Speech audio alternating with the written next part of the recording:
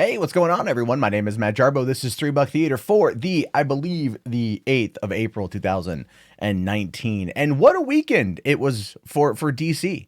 Shazam came out and kicked some serious ass by pulling in 53.5 million on a relatively small $90 million budget, reportedly coming out of Warner Brothers. And then, of course, it is right now, according to Warner Brothers, the number one movie in the world, right? The number one movie in the world. And what's really funny is a lot of DC fans are outright praising the movie. A lot of Marvel fans are going like, well, it didn't beat Captain Marvel. It's like, well, it also didn't have a couple $100 million marketing campaign and leading up to what is going to be the biggest film of the year. So you may want to slow your roll on that one a little bit. May want to calm down on that one a bit.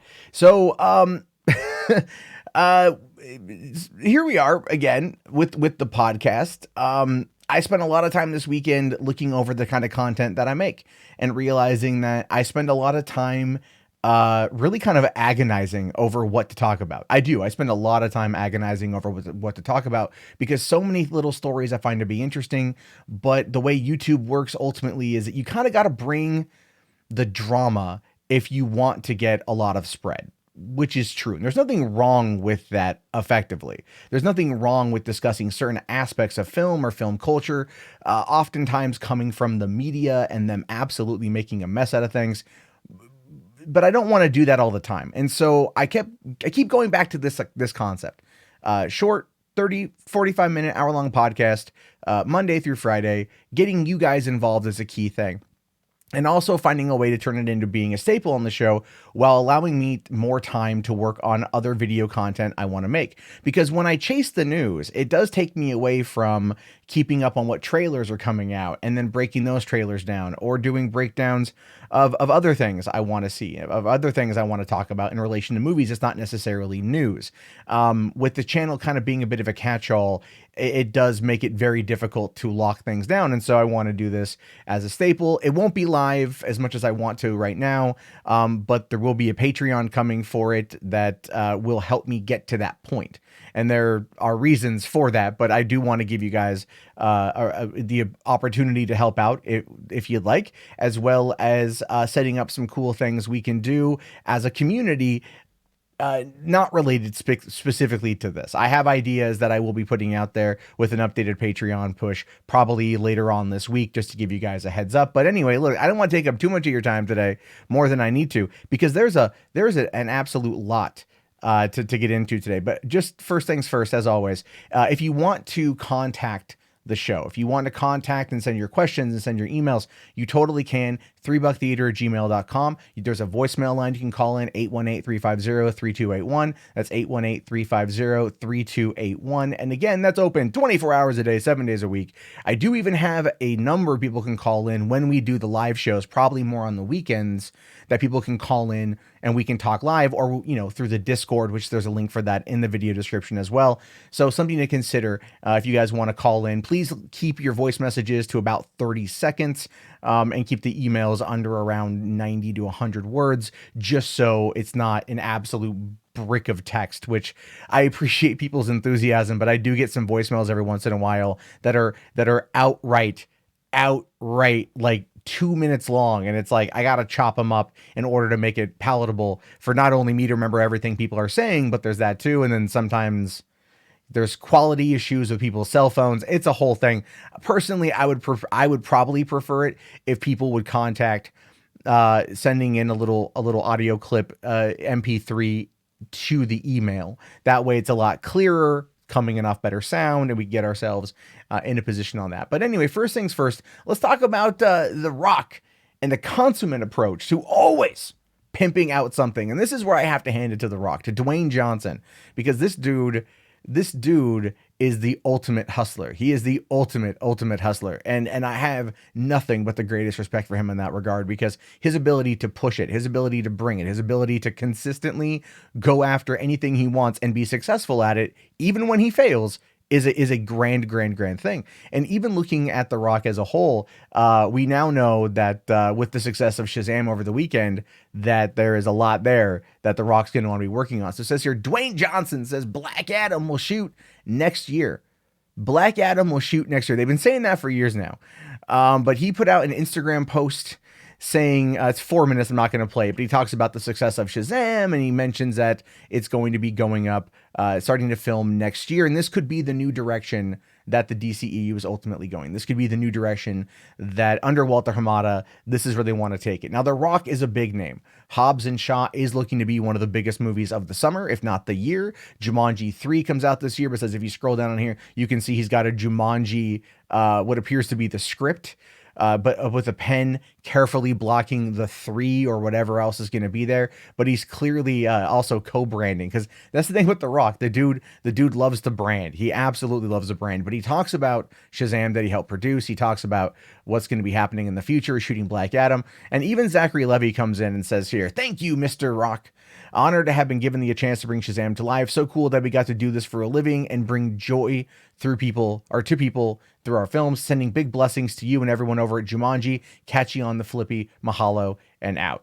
And the thing is, with Shazam and Black Adam having their history, having their whole thing, it does make a lot of sense that the two are going to come together. But we'll have to wait and see what Warner Brothers is cooking up here. I don't quite know entirely if everything is going to be 100% on the up and up with this, because they've been talking about Black Adam for a long time. If you recall, they were talking about shooting Black Adam before Shazam. Then it was, oh, we're going to put Black Adam in Shazam.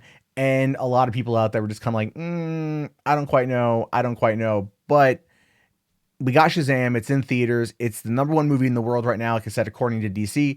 So it does make a lot of sense that they're going to want to find something to do with this as soon as humanly possible. But it does give us a bit of insight into what is going to be the post-2020 slate for the DCEU, considering that past Birds of Prey and Wonder Woman 1984, there's nothing that's been officially confirmed. So that should be interesting to see what happens next. But jumping over here, this is a story that I find to be interesting because of just Endgame leading up to it here pretty soon. But at the same time, I get a little bit annoyed with this stuff because, the title, Zoe Saldana reveals how she honestly doesn't know Gamora's destiny in Endgame. Come on, that's a load of crap.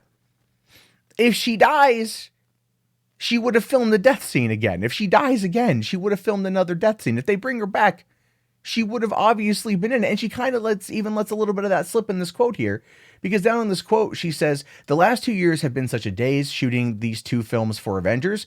Nobody gets the right script because they give it to misdirect you. We are like just gossiping in the trailer, kind of like, what's the other actor coming from? What do you mean? What did you shoot when you shot? And so. Oh crap, what's going on? I honestly don't know Gamora's destiny in the Marvel universe, but you do know that Gamora does survive Endgame. Gamora survives Endgame, because we know Guardians of the Galaxy 3 is now a go, because she also was praising Disney rehiring James Gunn. So we know that's a big factor. We know that's a big play. So it's like she doesn't know her destiny in Endgame. Yeah, it's to live.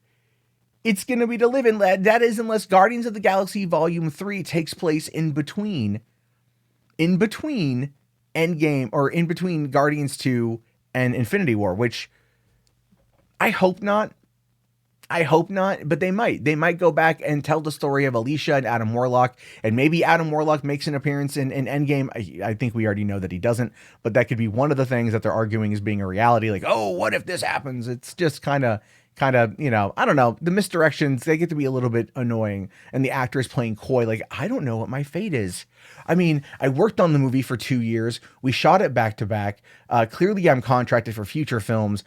I don't know what they're going to do. It just gets a little bit old. I wish they wouldn't say anything at that point. I know they're trying to be coy and to be funny, but I wish they wouldn't really say anything.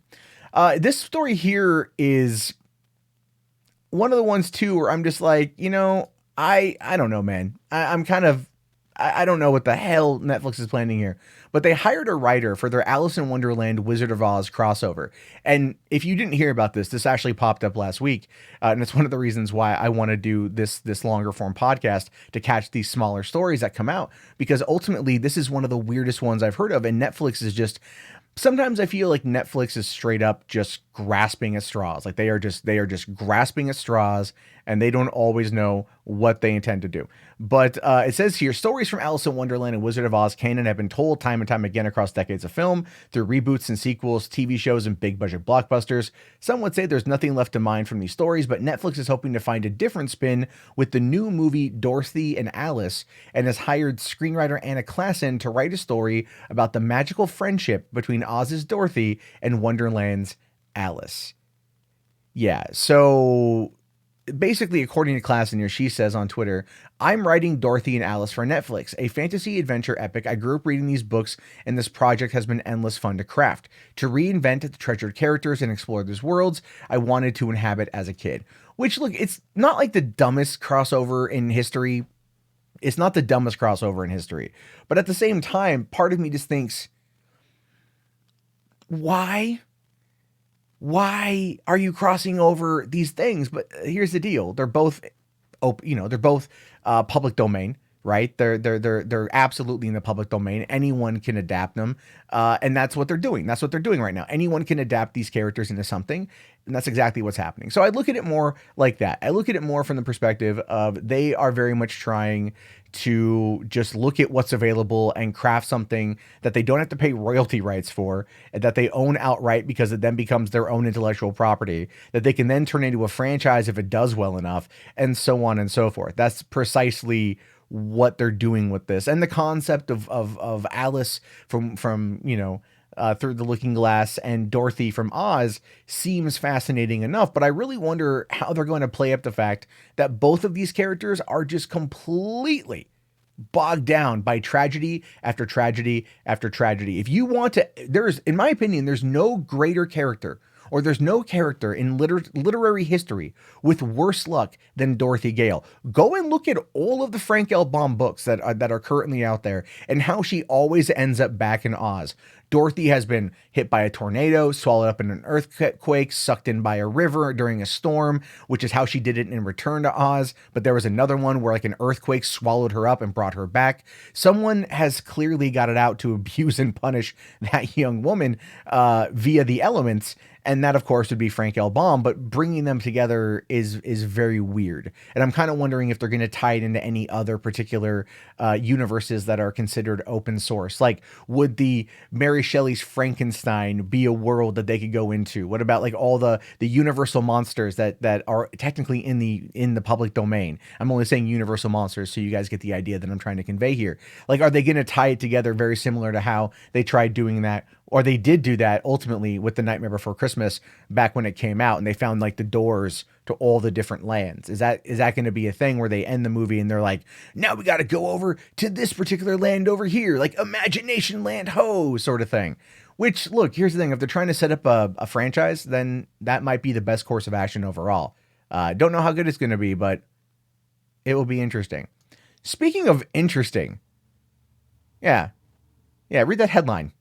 Rush Hour 4 announcement coming soon as Tucker and Chan tease sequel. I don't know about you, but this is some good news. This is some interesting good news. I really want to see another Rush Hour sequel that is better than Rush Hour 3. Right? That's better ultimately than Rush Hour 3. Rush Hour 1 and 2 I thought were great. Rush Hour 3, and the revelations of Brett Ratner and the fact that he brought in Roman Polanski to work on the movie kind of makes you think now a little bit, don't it? Makes you think a little bit. Makes you kind of get up there, get the noggin a jogging a bit, don't it? But anyway, according to this report here, this is on Instagram. This is all it is. This is on Instagram here. Chris Tucker puts out this picture with Jackie Chan wishing him a happy birthday, and they're doing 4. So is 4 going to be a Rush Hour 4 tease? Who knows? Who knows at this point? And then they're together here a couple more times and everything else. So they've been friends now since Rush Hour. And Rush Hour 1 came out 20 years ago this damn year. It came out 20 years ago this damn year, which basically means that it's high time for for an announcement. Now, we probably won't get Rush Hour 4 until 2021, which would then put it at the 20-year anniversary of Rush Hour 2. So that could be something, which is so weird to think that in 2 years it's the 20th anniversary since Rush Hour 2. Hell, I'm still trying to wrap my head around the fact that it's been 20 years since She's All That, The Matrix, 10 Things I Hate About You, Star Wars Episode 1, and even American Pie. It's weird to think that I'm getting that older, but my hair is reminding me every day. So, Rush Hour 4 is one that I'm definitely interested in seeing, and I'm curious to know your guys' thoughts on it as well. Is this something that you would actually want to see? And would you actually run out to go see in the theaters? I don't know, but I know I would. Speaking of something that may or may not happen now, we're catching reports that the Beetlejuice sequel you probably didn't want isn't happening now, and that probably has a lot to do with the success of Dumbo, right? The success of Dumbo at this point. Now, it's saying here, the good folks over at USA Today have some encouraging news for those of us who didn't want Beetlejuice 2. Tim Burton gave an interview when asked for comment about Beetlejuice 2. Burton said, no, nothing. Pressed as to whether he'd like whether or not it might happen up the road. He said, I don't know. I doubt it. And then later on, they talked more about the project not being in active development. And that's, well, let's be fair here. Do we really want to see a sequel to Beetlejuice? Part of me, yeah, part of me says absolutely positively would love to see a sequel to Beetlejuice, right? I would love to see a sequel to Beetlejuice, but at the same time, I'm good without a sequel to Beetlejuice. I'm good without that being a thing, because it's a good standalone movie. It's a classic in and of its own right. Going back to it feels like it might just sully the territory. What would the story be? Clearly focusing around Winona Ryder's character. And, if Michael Keaton or Beetlejuice was already dead, he wouldn't have aged, but here he would have aged over 30 years. And ultimately, I think while Tim Burton really would like to see this become a reality, it probably won't. However, I would argue that if he has the rights to it, and I don't know if he does or if Warner Brothers does, but he could always go the crowdfunding route. I mean, look, Dumbo came out, decent reviews, was number one in its opening weekend. Still failed. It still opened like the slowest or the lowest out of all the Disney live action remakes, because Dumbo's a depressing goddamn story. It is. It's a depressing story. Nobody wanted to watch Dumbo. But unfortunately, this is just the world that we freaking live in. And of course, it is what it is. It is what it is. But look, I'm not upset with this not happening. I'm not going to lose any sleep over Beetlejuice 2 currently being shelved. And I don't think any one of you watching right now will either. But I guess my question then goes back to you. Would you like to see a sequel to this? Would you like to see them go back with new technology and Tim Burton's twisted mind from back in the 80s and really ramp it up a bit? And that, you know what, on that front, yeah, part of me would very much like to see that. But at the other side of me goes, it's also not really the reality that I think any one of us kind of want to live in. Speaking of a reality that a lot of us don't want to live in, AMC, I don't know why I said Netflix, but AMC is doing something they probably shouldn't be doing. And that is giving us a new spin-off series for The Walking Dead.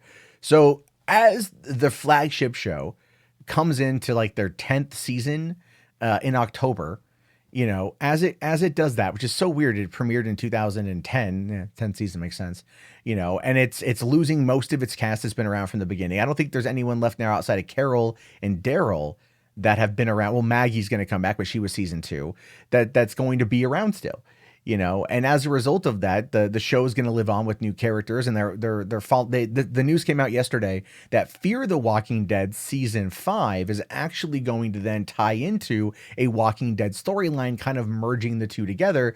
And then they've got this new series, because I feel like AMC is just deathly afraid of creating something other than zombies, because everything else they've really put together doesn't ever seem to last that long. Hell, even it was just before even recording this, it was announced that Preacher is going to end with season 4.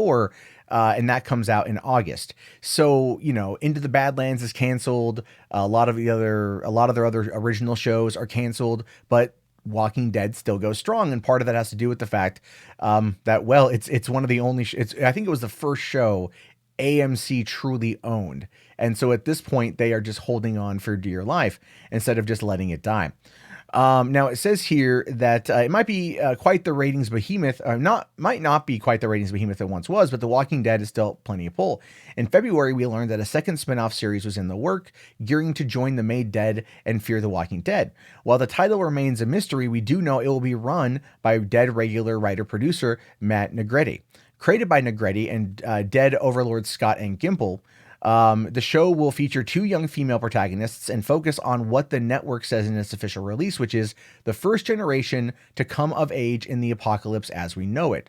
Mortality will be at play here. Who in the face of such tremendous struggles remains good? Who gives in to evil impulses? It will play out across 10 episodes initially. Showing audiences an unseen corner of the Walking Dead universe steeped in new mythology is a very cool way to celebrate a decade of the dead on TV and over 15 years of Robert Kirkman's brilliant comic.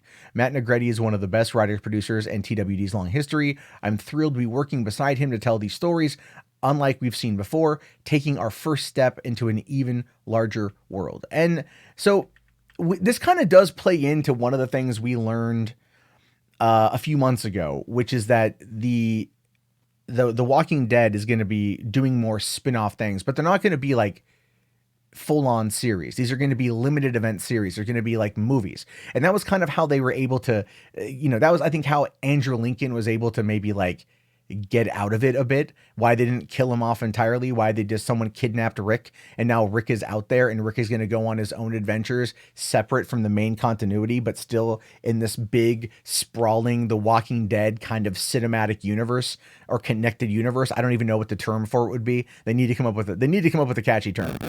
At this point, they absolutely positively need a catchy term, and that is something that I don't know if they're going to be able to do, if they're going to be able to accomplish. So I do wonder at the end of the day how successful The Walking Dead is going to be overall, and whether or not it can maintain itself with this kind of stuff. But if they focus on these single one-shot stories that are told in this world, and that come out in the interim and really push the boundaries of what they can do, because they have hit like they have a lot of peaks and valleys with The Walking Dead, right? They do. I think we all can agree with that. Lots of peaks, lots of valleys. But at the same time, they've been able to remain strong and have a very dedicated fan base, but they need to really tighten up their arcs. Because I talked to my dad, who's a big Walking Dead fan, and he's like outright stopped watching the show. He's like, it's so boring now. And that's the number one complaint, is that they need to keep the drama up. But when you're 9 seasons into a show about the undead, you really have to start figuring out ways to branch out in order to tell new and interesting stories. And that's what they're dealing with here. So it'll be interesting to see what happens next. It'll be very interesting to see where things go with it in the future. And I'm hoping that they keep it going, because I do like the show. I'm just not in love with it anymore, and I would like to get back to that particular point. So anyway, guys, that actually wraps up all the stuff I got for today. All the stories that came out. There's a lot of stories there. There's like 6 of them. And those are the little stories you may not hear about a lot on YouTube channels. But anyway, this has been 3 Buck Theater. Again, if you guys want to contact the show, you can always email me at 3bucktheater@gmail.com or call in at 818-350-3281. You can also send in a voicemail clip yourself to the email. Try to keep it under 30 seconds, as well as an email under 90 words, just so it's an easy to get to thing. And I think that'd be pretty dope. Anyway, I am wanting to make this the format I want to see this thing going forward, because I love talking movies and television and all that stuff.